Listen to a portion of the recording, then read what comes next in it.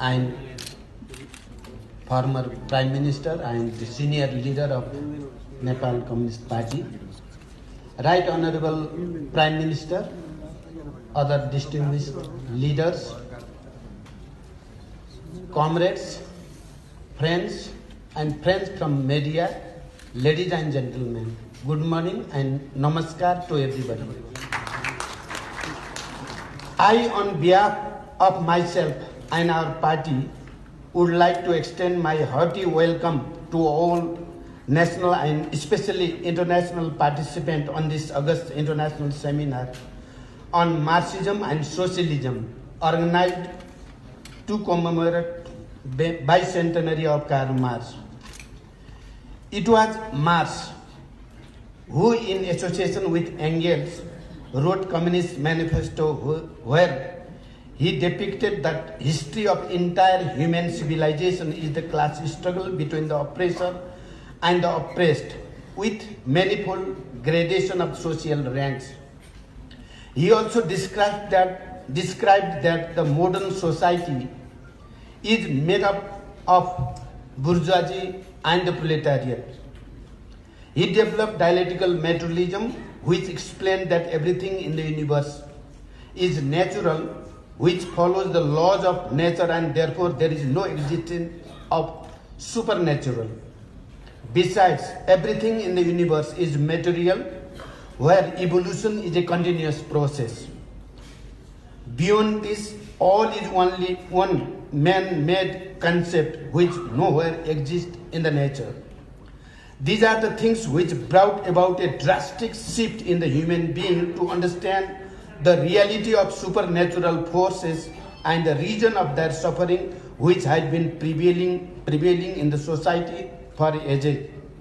In Capital, a scientific analysis of capitalism, Marx has described extraction of surplus value is nothing other than the exploitation of the proletariat derived by the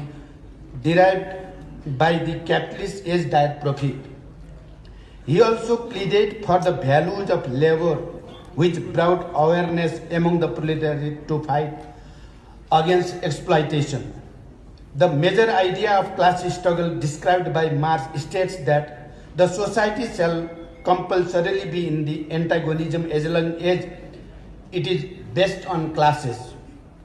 Thus, he invoked the working class to unite in the trade union to live against the bourgeoisie, to fight against the bourgeoisie or the exploiter.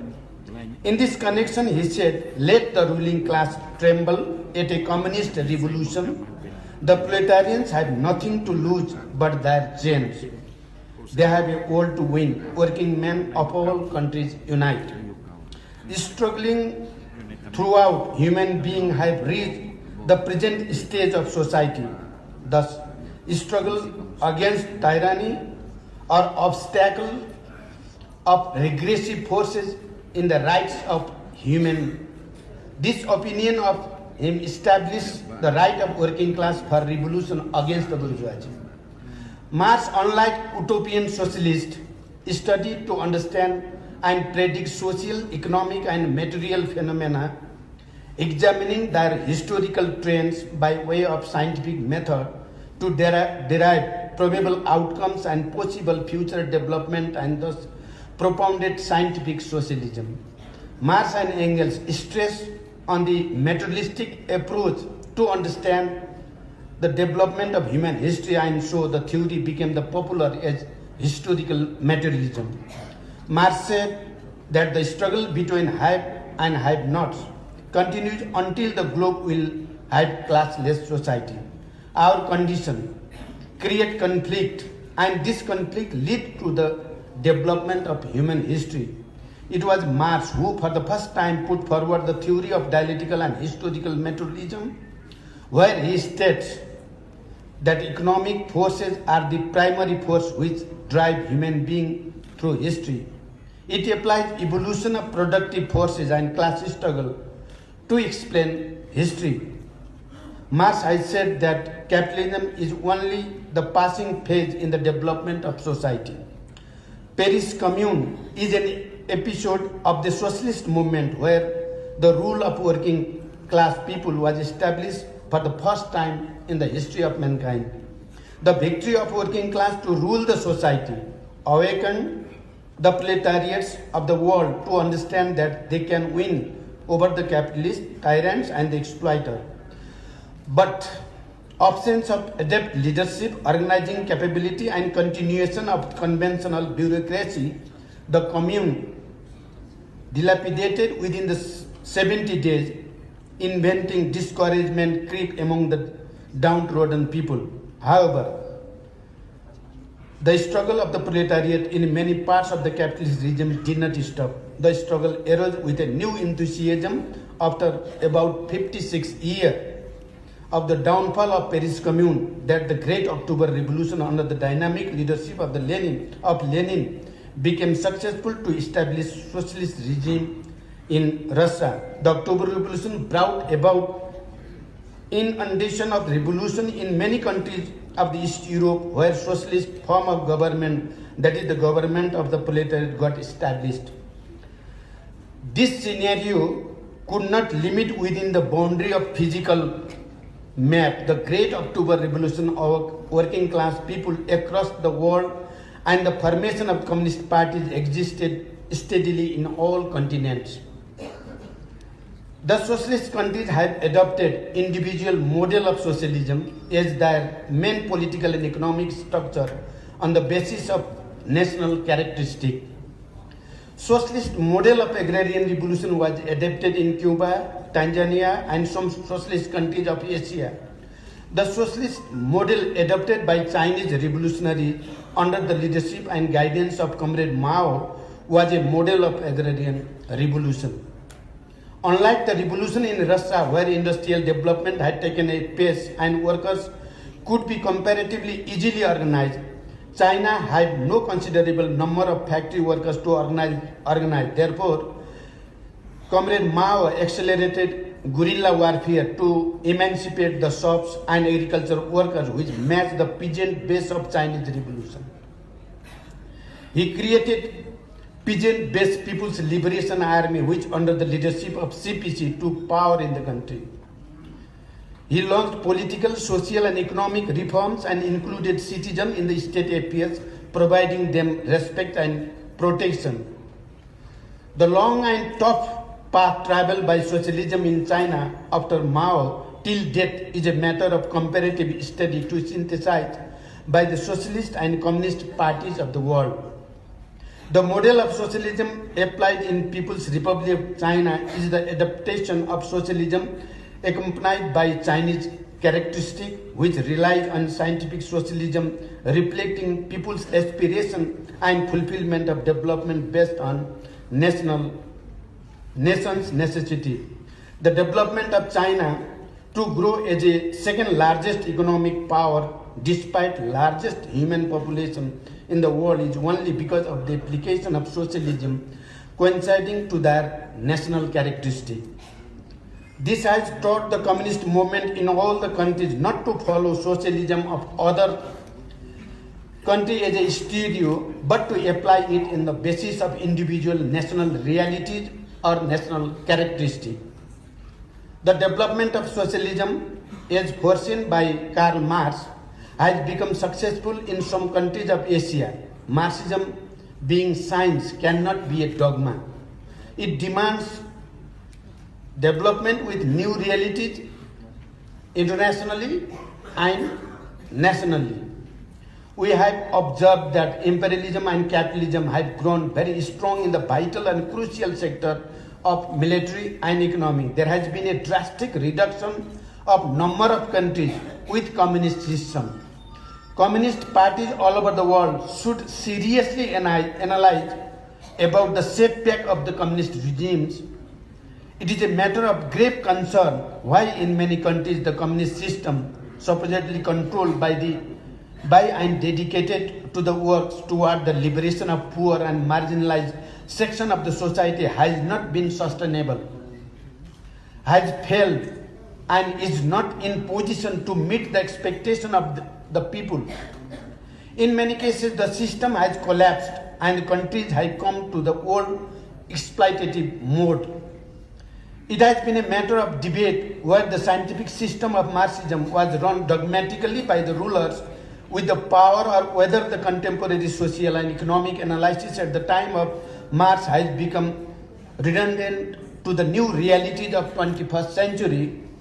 In meantime, the imperialists and capitalists have learned many lessons over the years and adjusted accordingly to survive and move forward. So it is a high time that the communist movement around the world have to grasp the correct lesson from the history and move ahead on the basis of ground realities with the basic tenets of Marxism.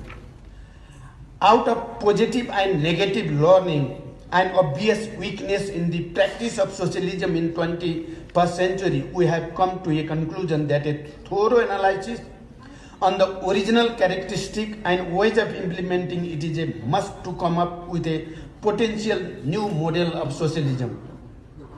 We ought to continue conducting as a revolutionary character, not only during our struggle, revolution and war against the feudal setup, but also during the period we ourselves are in party and government power, while maintaining a live relationship with the masses of people and inspiring them for the communist ideal. We can thus develop a successful model for 21st century. For 21st century, people's democracy, what we call Janabad, we are debating on the negative connotation of being in the government and continue ruling without bothering to obtain approval and judgment of the people. We should rather advocate practice of people's democracy by the government and within the Communist Party as well.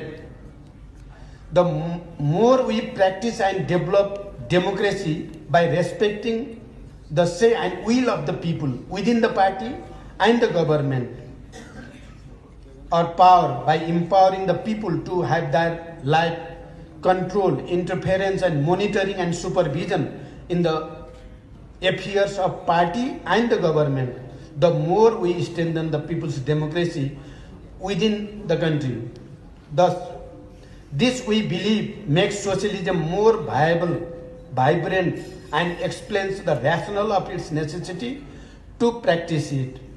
For the communist movement, this is the challenge of 21st century to survive itself and conquer capitalism. In Nepal, we have our own experience of defending, applying and developing Marxism by revolutionary and communist movement, which are similar to some specific characteristic to Nepalese context and some of sovereign and international importance. In this context, Nepalese people under the leadership of communist parties waged both peaceful and armed struggle to liberate themselves from the age-old social, cultural, economic, religious and regional and political exploitation. Armed and peaceful struggle were waged by the people in Nepal in the form of People's War and People's Movement. The positive political and social change that have occurred in the country recently are due to the correct understanding of the leadership, the need of 21st century. We have now achieved the federal system of governance, democracy, republicanism, and inclusive nature of the state. We have thwarted the feudalism and are on the way or poised toward achieving socialist setup of the governments of the Nepalese character. Now, recently conducted local, state and national level elections securing near about 2/3 majority of the popular votes, and the people, the communist parties, has confirmed the popularity and viability of the Nepalese political experiment in socialism for 21st century. Recently, a political history has been created in Nepal. Our two parties with largest following in the country, the then CPN, UML and CPN Maoist Center, have joined together to form a single largest political entity in the country, the Nepal Communist Party. The new party has Marxism-Leninism as guiding principle, and it recognize and embrace the contribution of Mao toward realization of the importance of socialism for 21st century. The new party will work towards preparation of socialism with correct strategy for strengthening people's democracy. The tactical line of the new party is peace, prosperity, and of the people and national self-defense. It is just like a dream comes true for the majority of the people who have inclination toward the left politics for a long time. They were simply divided and weakened so far, which restricted the process of unleashing the force of development in the country. It is believed that there will be political stability and good governance now onwards for the general prosperity of the people with faster and sustainable development of the country. The economic growth of capitalist countries has been rapid till 20th century, but the beginning of 21st century, the faster economic growth, especially of China and some of other East Asian countries, has created alarming situation for North American and Europe. Some countries of Latin America have also had fast economic expansion. Social security, public education, and healthcare have become fundamental entities of development of a country. In the political sector, protection and implementation of democratic values, confirming human rights, periodic election, multi-party competition to test the support of the people have become the heart and soul of the democratic nation. Many former oligarchic and autocratic countries have also started to follow democratic norms of rules or started to change themselves with some sorts of liberal attitude. The socialist countries in this modern ocean of new thinking should also change themselves from conventional socialist thinking to people's yearning of 21st century, realizing the political and social trends of modern society. We have thus exercised socialism compatible to the modern era and to ground reality of our time. Talking about socialism, we should have to focus our attention firstly on the improvement and development of democracy inside and outside of the party for the general masses of people is fundamental.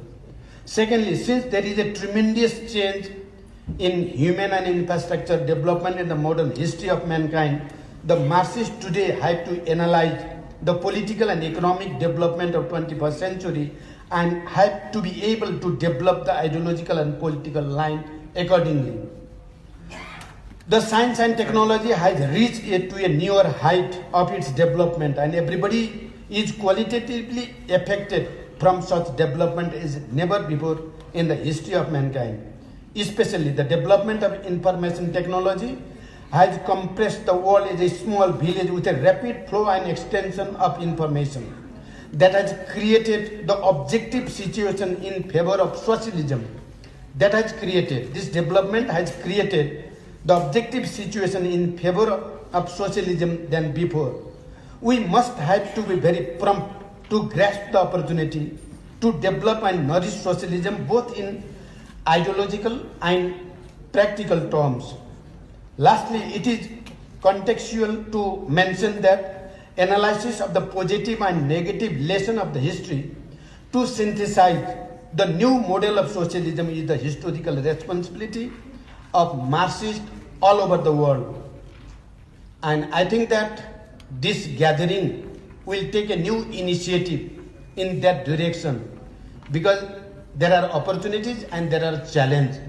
We communists should totally dedicate and our commitment should be there to analyze and to synthesize the new realities. I thank you all once again for your kind attention. Thank you very much.